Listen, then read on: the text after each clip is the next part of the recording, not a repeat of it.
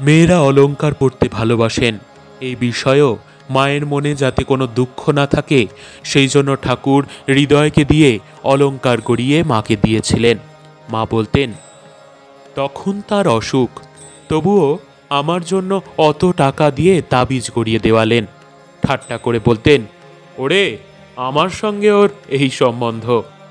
এদিকে নিজে তো টাকা ছুঁতে পারতেন না।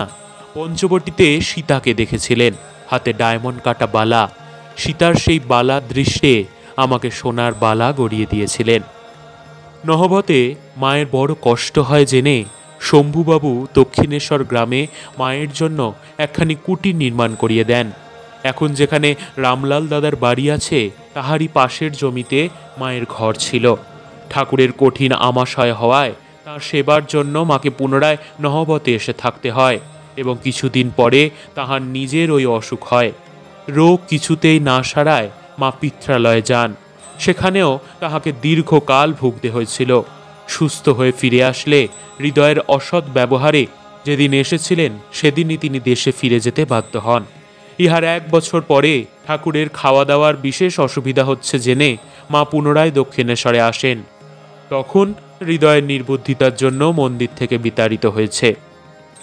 1292-93 সালে ঠাকুরের শেষ অসুখের সময় মা প্রাণপণে তাহার সেবা করেছিলেন, কিন্তু মা ও ভক্তগণের শত চেষ্টা সত্ত্বেও রোগের হ্রাস না পাইয়া উত্তরোত্তর বৃদ্ধি হয় এবং 1293 সালের 31শে শ্রাবণ রবিবার রাত্রি প্রায় 1টার সময় ঠাকুর হঠাৎ মহাসমাধিমগ্ন হন।